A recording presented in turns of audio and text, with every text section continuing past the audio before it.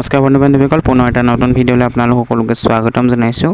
প্ৰথমবাৰৰ বাবে যদি আমাৰ চেনেলটোত ভিজিট কৰিছে তেনেহ'লে ছাবস্ক্ৰাইব কৰি ল'ব আৰু কাষতে থকা বেল আইকনটো ক্লিক কৰি ল'ব।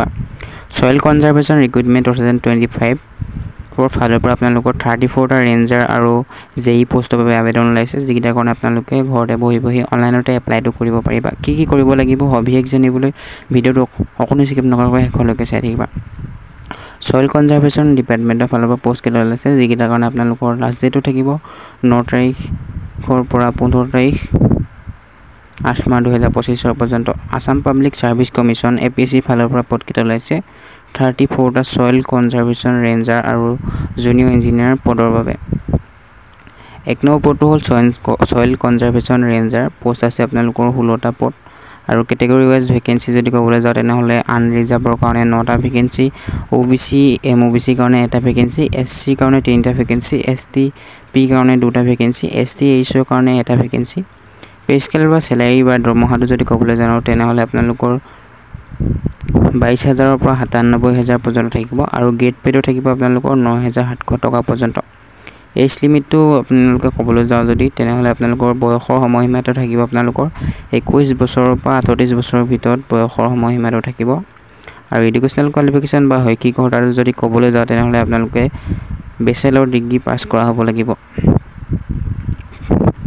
আৰু 2 নম্বৰ পদটো হ'ল আপোনালোকৰ জুনিয়ৰ ইঞ্জিনিয়াৰ পদৰ বাবে আবেদন আহিছে 18টা পদ।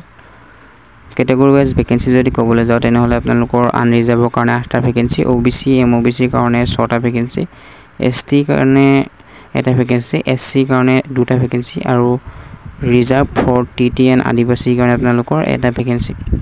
সেইটো কাৰণে আপোনালোকৰ দৰমহাটো থাকিব আপোনালোকৰ 14,000ৰ পৰা 70,000 পৰ্যন্ত আৰু গ্ৰেড পে'টো থাকিব আপোনালোকৰ 8,700 টকা পৰ্যন্ত।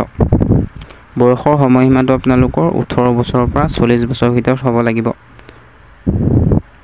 আৰু এডুকেশ্যনেল কোৱালিফিকেশ্যন বা শৈক্ষিক অৰ্হতাটো কি কৰা হ'ব লাগিব, আপোনালোকে 3 ইয়াৰ ডিপ্ল'মা কোৰ্চ কৰা হ'ব লাগিব চিভিল ইঞ্জিনিয়াৰিং নহ'লে এগ্ৰিকালচাৰ ইঞ্জিনিয়াৰিঙত। আৰু আপোনালোকৰ এই ছিলেকশ্যনটো কেটেগৰী ৱাইজ বেলেগ দিয়া আছে। SC ST কাৰণে 5 বছৰ এই ছিলেকশ্যন থাকিব, OBC MOBC কাৰণে 3 বছৰ এই ছিলেকশ্যন থাকিব, PWBD কাৰণে 10 বছৰ এই ছিলেকশ্যন থাকিব। আৰু এপ্লিকেশ্যন ফিজটো যদি ক'বলৈ যাওঁ তেনেহ'লে আপোনালোকৰ কেটেগৰী ৱাইজ এপ্লিকেশ্যন ফিজ বেলেগ হ'ব। জেনেৰেলৰ কাৰণে আপোনালোকৰ 297 টকা এপ্লিকেশ্যন ফিজ হ'ব, OBC MOBC কাৰণে 197 টকা এপ্লিকেশ্যন ফিজ আৰু SC ST আৰু BPL যদি কেটেগৰীৰ পৰা হয় তেনেহ'লে আপোনালোকৰ 47 টকা এপ্লিকেশ্যন ফিজ থাকিব। এইটো মানে আপোনালোকে এপ্লাই কৰিবলৈ যদি আপোনালোকৰ মন আছে তেনেহ'লে মোক আপোনালোকে টেলিগ্ৰামৰ সহায়ত আপোনালোকে মোলৈ মেছেজ কৰি আপোনালোকে অনলাইনটো কৰিব পাৰিব। কম দামতে আপোনালোকক কৰি দিম, আধা দামত দোকানত কৰিলে যিমান লয় তাতকৈ আধা দামত মই কৰি দিম।